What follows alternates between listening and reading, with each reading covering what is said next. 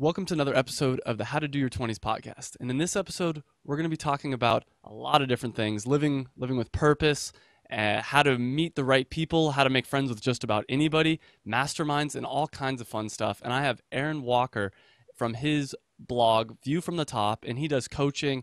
He's lived a really amazing life, and I'm going to let him tell you the stories. But first off, Aaron, thank you so much for coming on the show. I really appreciate it. Yeah, Travis, thank you, man. What an honor it is to be on your show. And, man, you've talked to some folks that I love talking to, guys in their 20s and 30s, and this is going to be awesome. I can't wait. Thank you. So, Aaron, before we jump in, can you tell us a little bit about your story? Because you have a really interesting story. So how you've gotten to where you are now, I guess.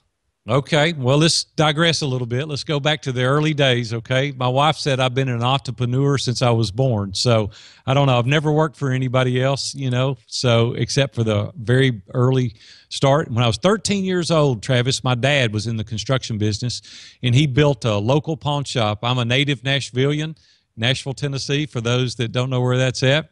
And I started working in this pawn shop at 13. Well, Travis, I fell in love with that business. I absolutely loved interacting with the people and developing those relationships, and we dealt with all kinds of cool stuff, guns, tools, diamond rings, you name it. Who would not enjoy working with that? When I was 15 years old, Travis, I discovered that I wanted to make that a career. So I went to summer school and night school for 2 years.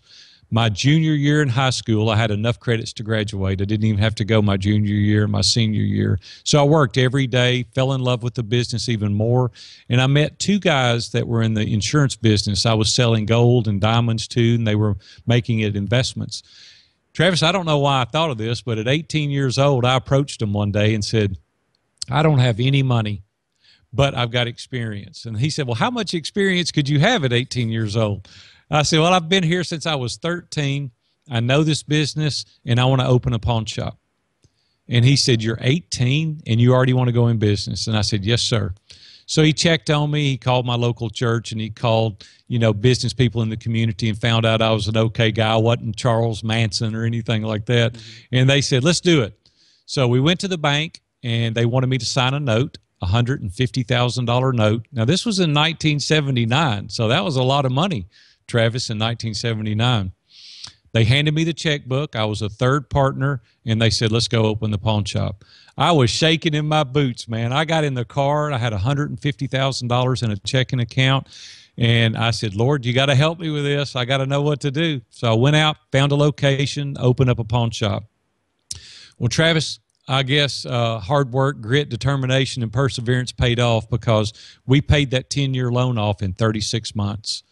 And we elected, I got married, by the way, in that process too. 2 weeks out of high school, I got married. And so Robin and I worked in the business every day. We worked really hard, and we grew it. It was just successful. When I was 21, we opened our second store. I was 25, our third store. I was 26, our fourth store. And then a company in Fort Worth, Texas. The name of the company is Cash America. They're a Fortune 500 company. They have over 1,000 stores now. They were growing through acquisition. And they came to Nashville, and they saw my stores, and they said, hey, we want to buy you out.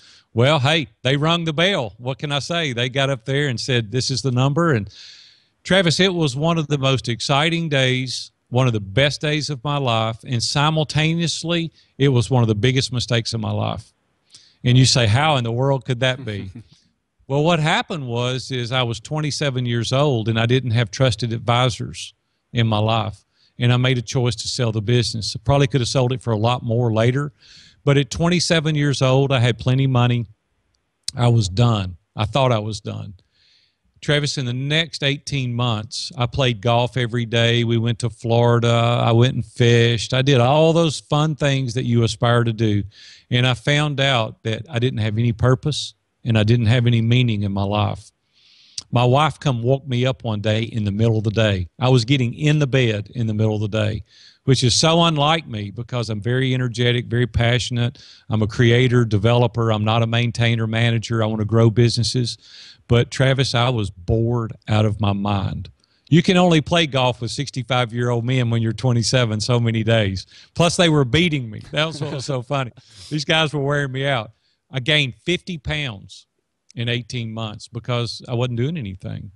And so my wife said, hey, you've got to start doing something. You got to get out of this bed and you got to go get a job. You got to start another company. I don't care, but you got to do something. So I went back to the store that I started with when I was 13 years old. And I said, hey, I'll buy half this business. We'll share the work week and we'll grow it.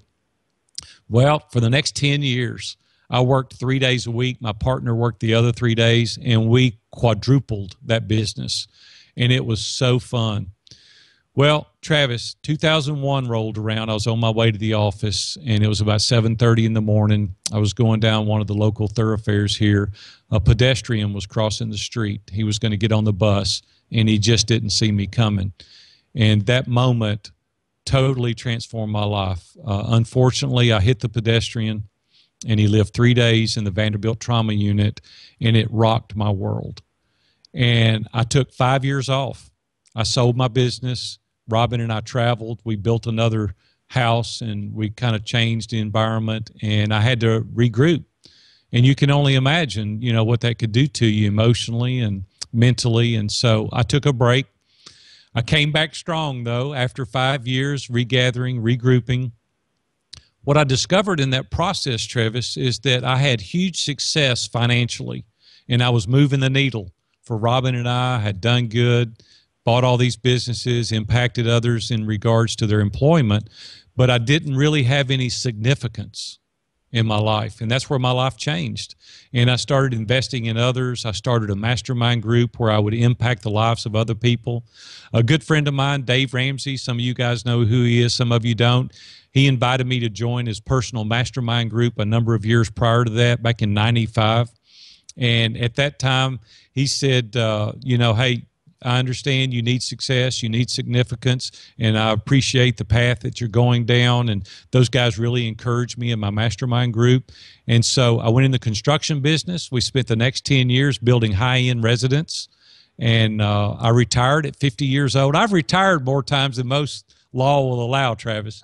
But I retired and took a break, and these guys that were in my mastermind group said, you need to start coaching. You got 36 years of business and 35 years of marriage, and you need to go out there and help other guys. So now I spend every day, View from the Top is the name of my company, and I inspire others, encourage them. I coach them one-on-one. I have mastermind groups that I facilitate, and that's I just gave you 36 years in 5 minutes.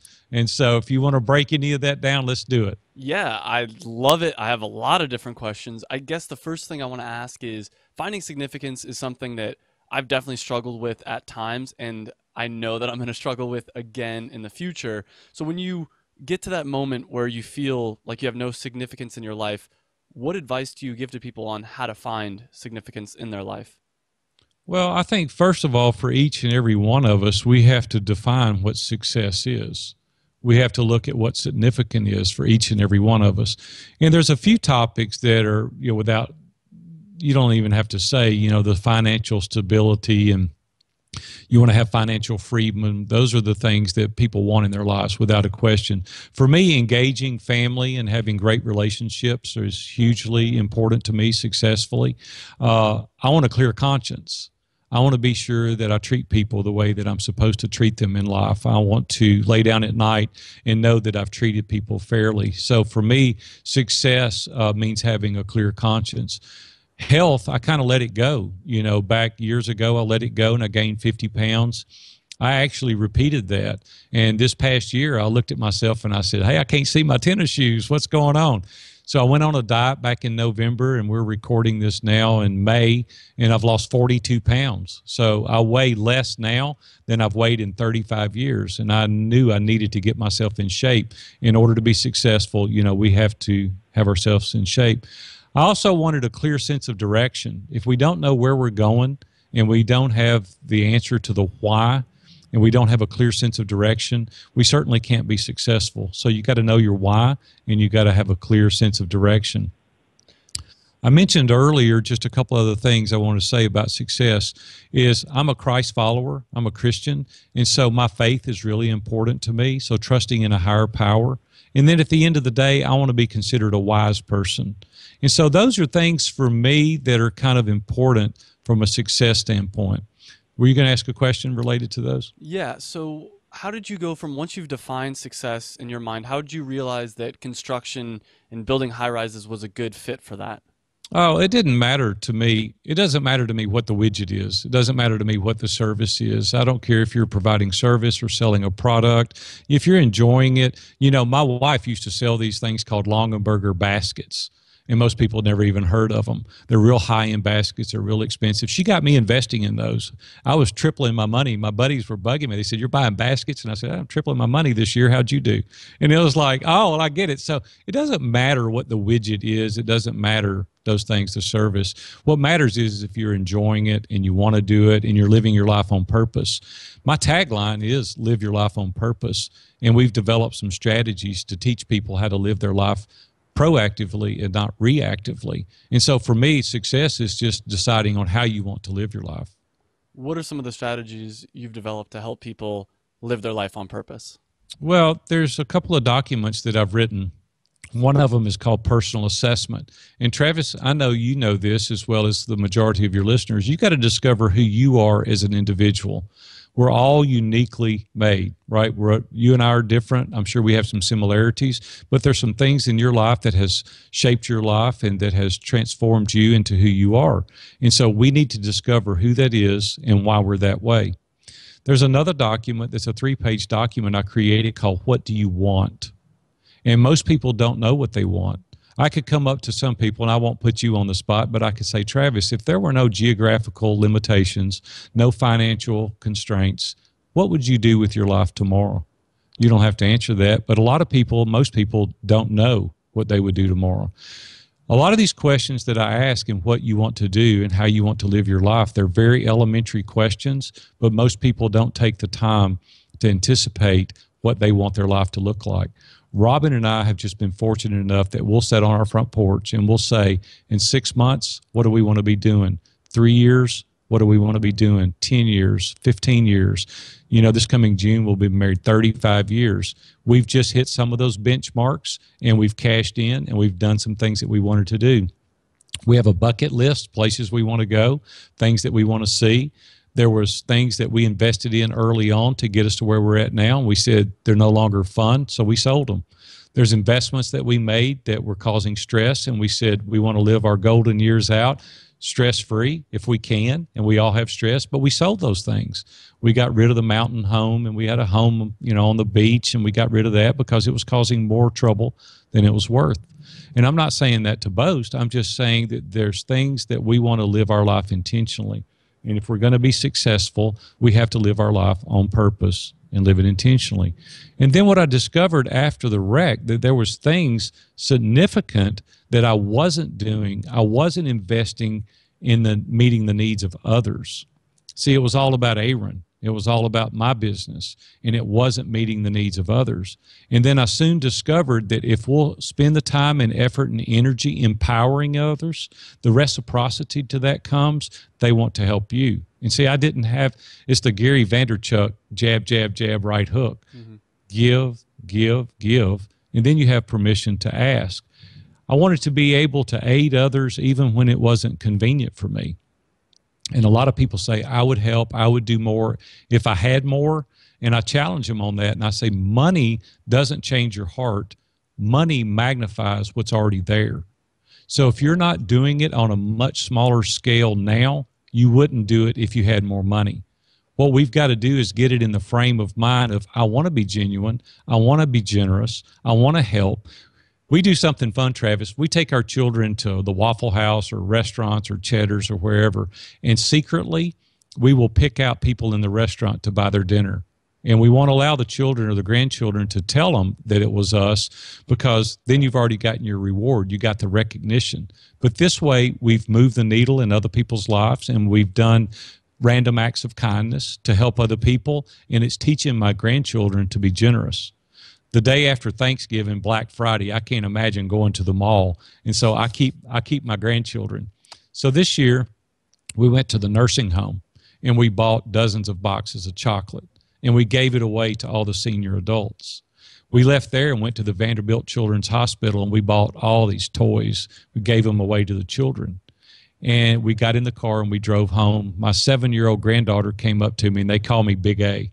And she said, Big A, this has been the funnest day of my life.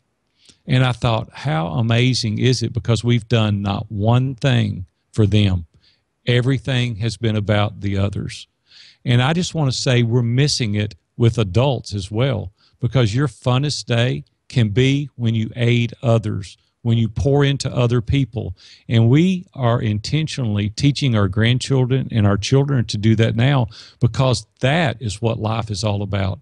I can help you make money. I can teach you to make. It's not that difficult to make money.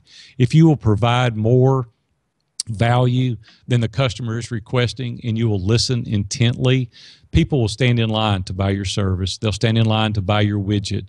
But where life transforms is when we pour ourselves into other people. So, question for you. Something that I've struggled with a lot is right now I'm kind of reinvesting all my money into the business. I don't have a lot of spending cash for myself. How do you recommend going out and kind of providing value to other people and doing that, kind of being generous with other people when you don't have a lot of money? Yeah, I don't think we have to have any money to be generous. You know, one of the most difficult things to do is give away our time. And it's easy to stroke a check. Matter of fact, sometimes I'd rather give a check than I had the time, because the time is very precious, and now I'm able to help financially. But you can give time. I'll tell you a funny little story. A couple of days ago, I was down at the Starbucks getting a cup of coffee, and I was meeting a client there.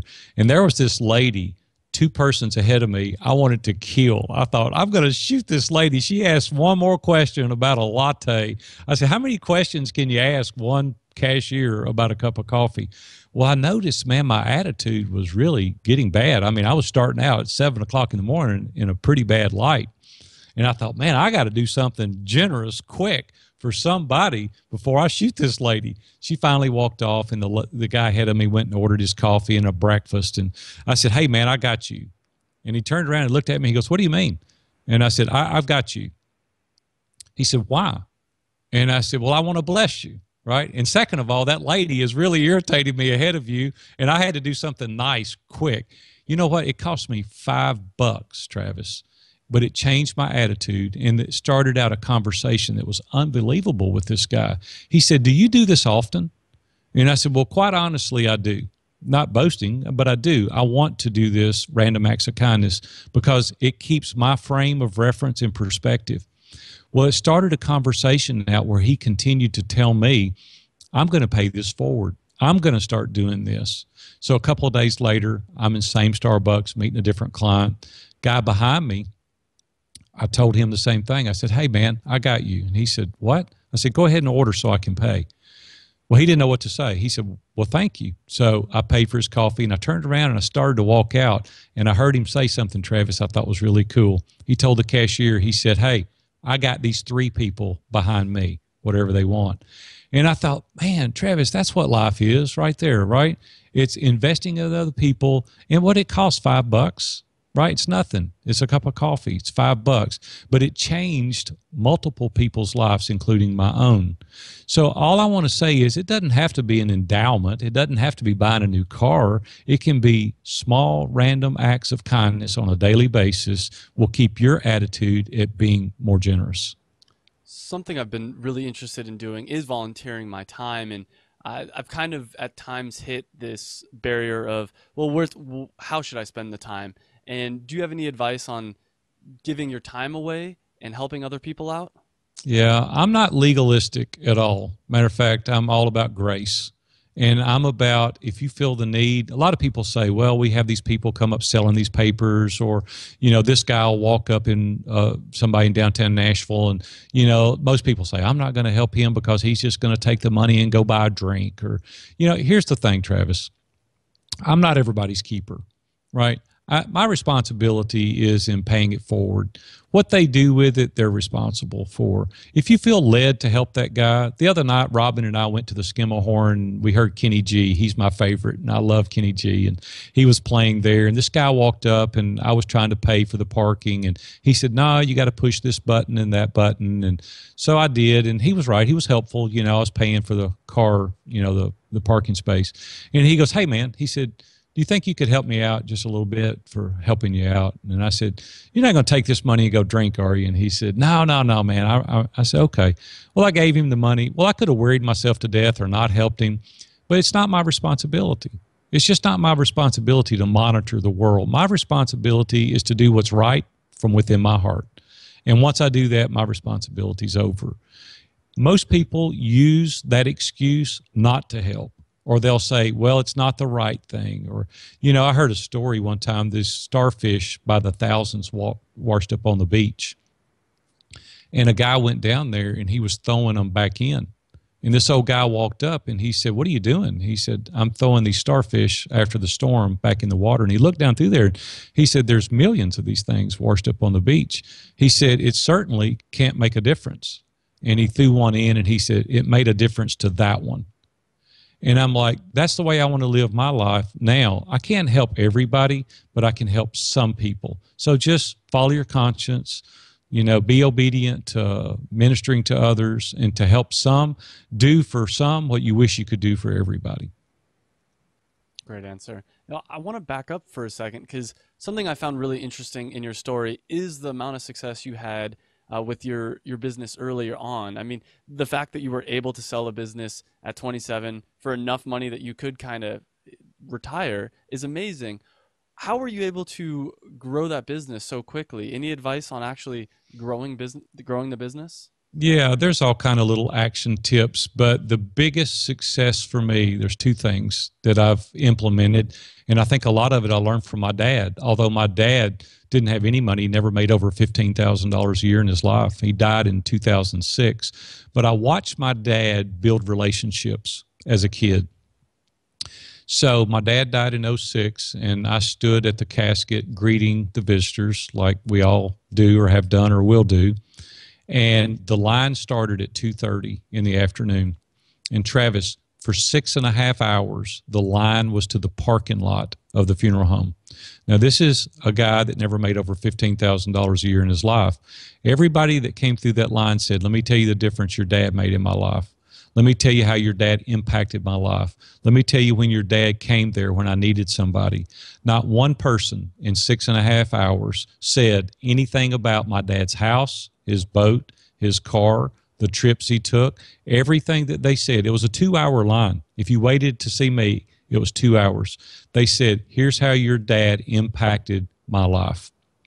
Well, even prior to that, watching my dad, because he was a magnet, people wanted to be around my dad.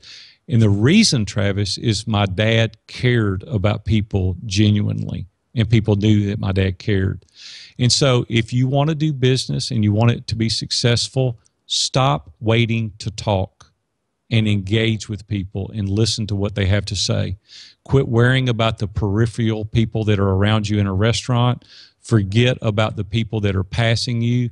You engage the moment and you listen to people. And when they've realized that you're really interested in what they have to say, they will buy your widget. They will buy your service because they know that you're trying to perform for them. I went to buy a car the other day, and I wanted a blue car. And I told the guy I wanted a blue car, told him what I wanted. He said, I don't have a blue one, but come here. I've got a red one that you'll love. And I said, I don't want a red one. I want a blue one. And he said, this one's on sale. I said, I don't care that it's on sale. I want a blue car. I don't want a red car. He never once went inside the dealership and tried to find me a blue car. He persistently tried to sell me a red car. I didn't want a red car. What he didn't know, I don't know if he thought I was serious. I had on a T-shirt and a pair of jeans. I could have bought all those cars out there, right? I only wanted one, but he didn't take the time to listen. Well, I have taken the time to listen in my business. I have fulfilled what the customer wants. So 2 things: stop waiting to talk and fully engage in your client, and build relationships intentionally. If you'll do that, people will stand in line to hand you money. They will buy your service and they will buy your product.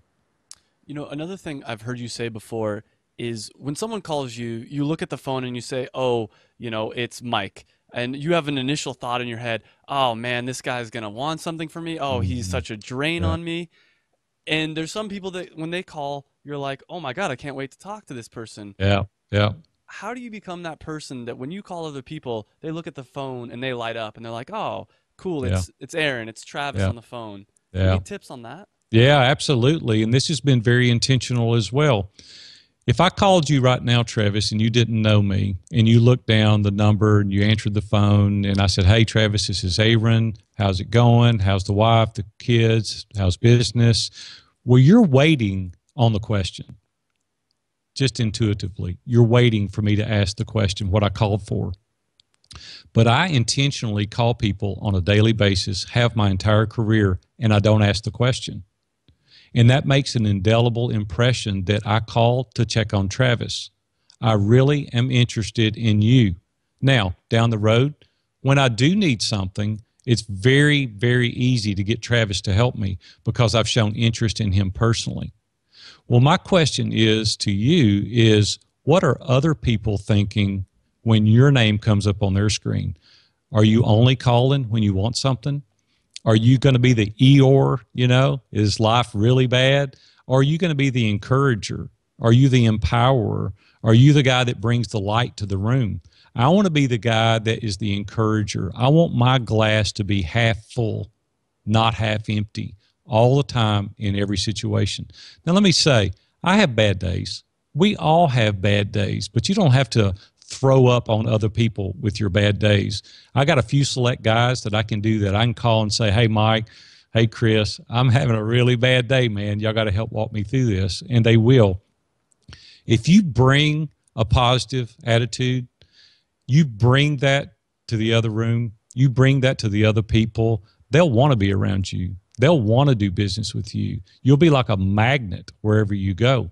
And as a result of that, prosperity comes because people want to be around you. They want to do business with you. So if you're that guy, if you're the guy that only calls when you need something and you're sucking the life out of everybody around you, man, you need to intentionally stop doing that, and you need to start empowering and encouraging others and call them when you don't need something.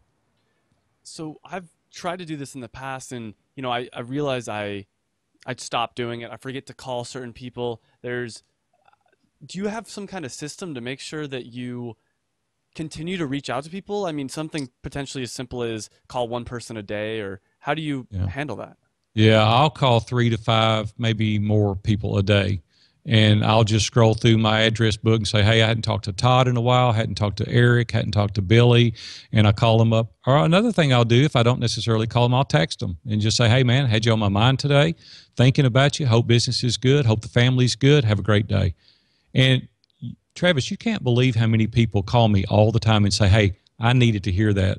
I was having a rough day." I'll do the same thing with email. It only takes a few minutes a day. I mean, my goodness, don't we have 10 or 15 minutes a day to lift other people up? I mean, are we so selfish that all we think about is ourselves? People call me all the time and say, "Aaron, I was having a terrible day the other day. Man, I got that text. I'm telling you, it changed my life. It changed, not my life, that day." Or you send an email and you say, "Hey, Travis, you're the best, man. I listened to your show. It was awesome." And you're like, "Oh, man, I needed to hear that. I was having a bad day today." And that encouragement just put me over the top. But when you do it when you want something, they think you've got a motive. But when you do it and you don't want anything, it makes an indelible impression. And you become that guy that can be successful at whatever widget, whatever service that you're offering, because you genuinely have invested yourself in that person. Listen, it's all about relationships. Success is all about relationships. And when money is your primary focus, that catches up to you pretty quick. But if your primary focus is, how can I serve Travis? How can I meet his needs? How can I empower him? How can I further his business? And I would do it in every industry I was in. There was a codes official when I was in the construction business. Everybody said, "You can't get anything done there. No way." They turned down everything. I started going by there early in the mornings. I'd say, "Hey, Larry," I'm not going to tell you what city it is. I'd say, "Hey, Larry, can we drink some coffee?" "Sure." And he'd be waiting on the question. I'd finish drinking the coffee and say, "Hey, man, have a good day." I'd leave. Well, a couple of days later, I'd go back, maybe wait a few weeks, go back. And he's like waiting on me to ask the question about some job I was doing, but I wouldn't ask. Finally, he invited me back to the conference table. I'd sit down. We'd spend 30 minutes. I'd drink coffee. Well, after about 6 or 8 months, we got to be buddies. I'd call up for an inspection, and they'd say, "Oh, we know your kind of work. It's good." And we built a relationship. See, I wasn't going in there when I wanted a favor. I was going in there to build that relationship. Well, we had no problems with them forever and a day forward. But people for years had problems with that code agency. They wouldn't invest the time. And see, that's the hard part. And people, no disrespect to your listeners, but that's the hardest part for 20-year-olds to understand. You've got to do the due diligence up front. You've got to put in the time, the effort, the energy up front. And once you do that, man, the dividends that it pays back are huge.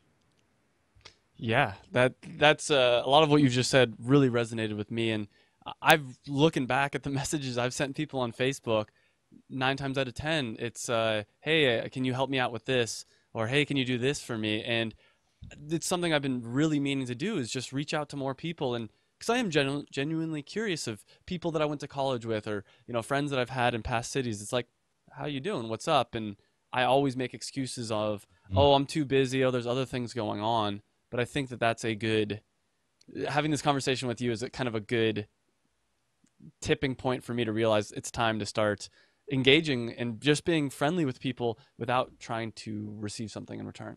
Yeah, it is much more enjoyable that way. You get these emails and phone calls and they say, man, I really needed that encouragement. I needed that help. I really needed what you said. And then you go to bed at night and you go, man, I made an impact today. It wasn't just all about Aaron or Travis, right?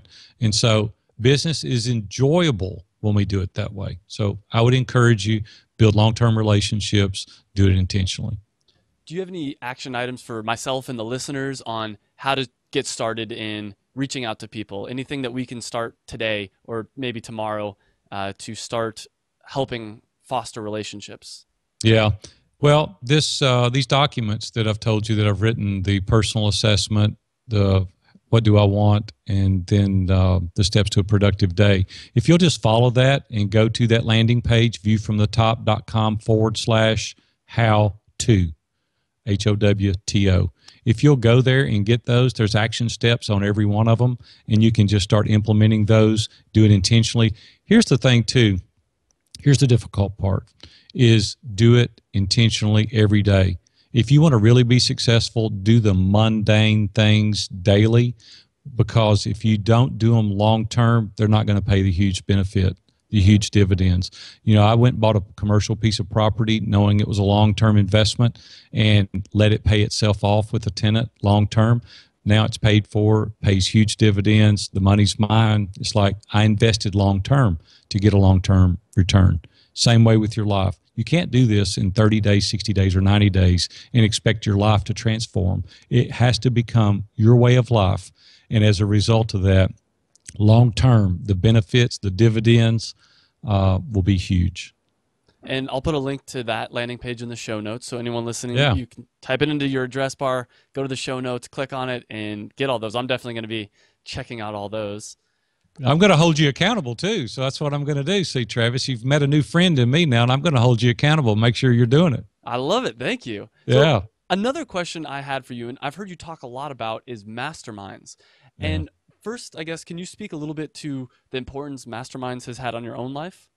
Yeah, back in 1995, as or alluded to, there was a guy that started a small radio show, and that was my first encounter with Dave Ramsey. He came to my office and tried to sell me advertising, and I turned him down. I said, no, thank you. I've never heard of you. Don't even know who you are or what you're about. And he finally gave me a week's advertising to try him.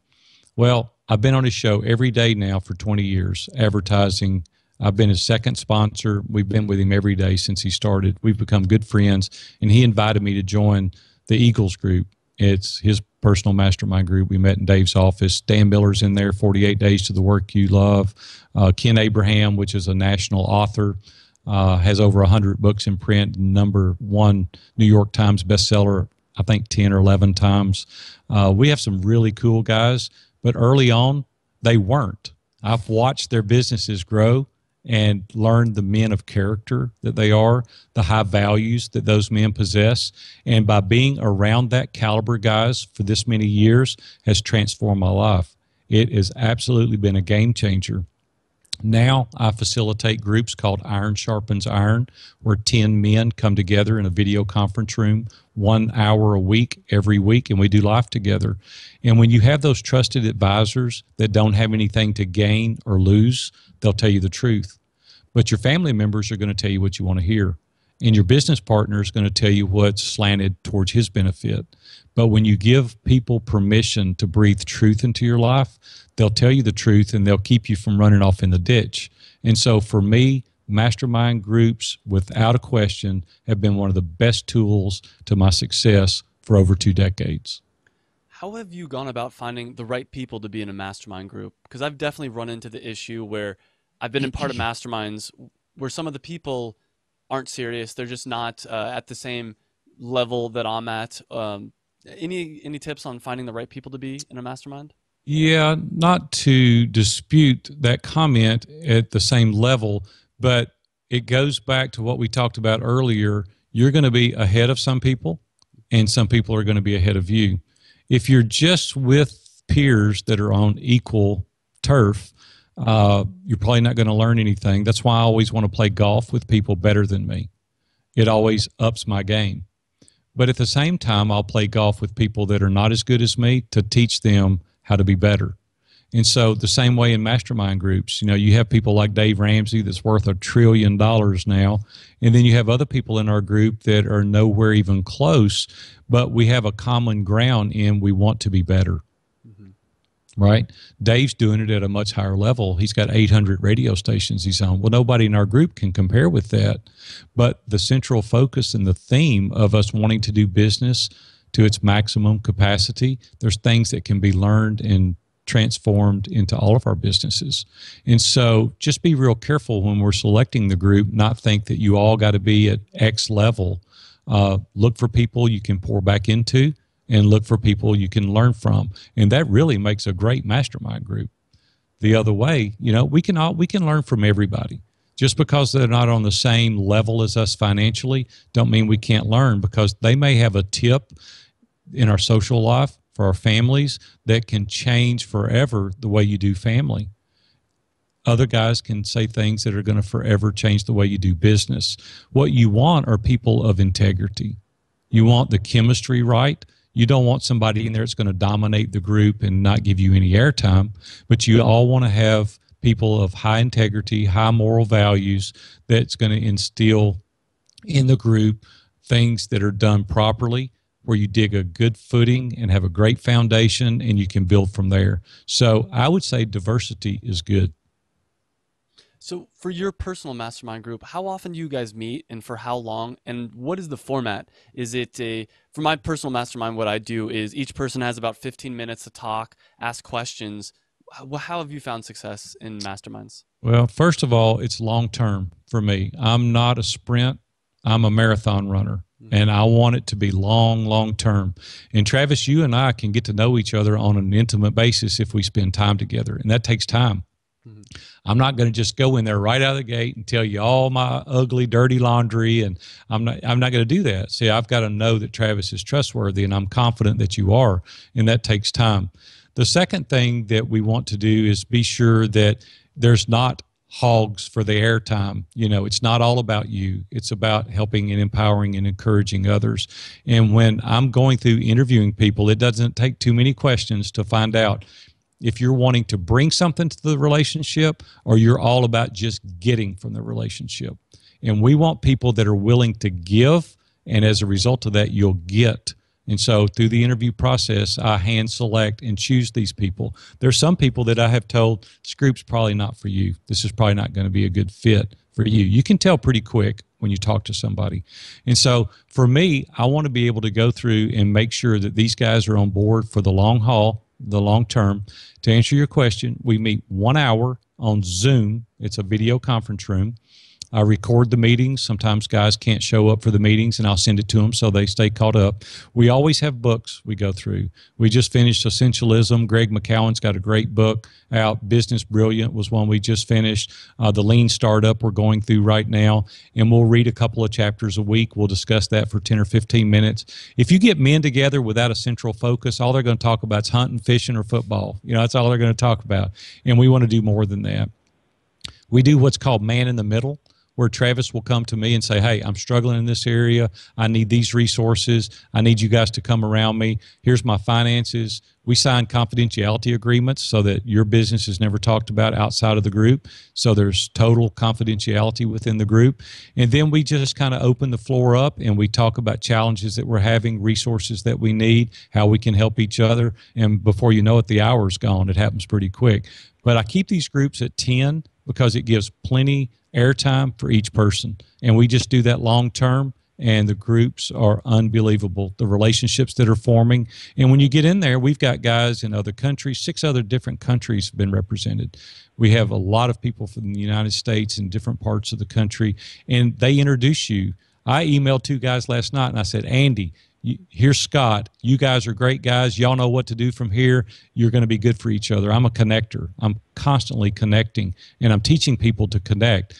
And then it just doesn't take long to build this web of connections and resources that catapult you to the next level. It's not really that hard, Travis. People make it harder than it is, and they try to say, what's this exact format? There's not an exact science. Business is not an exact science. We'll figure it out together. We'll tweak it. We'll massage it. We'll figure it out, and we're going to help each other work through it. So that's the way my mastermind groups work.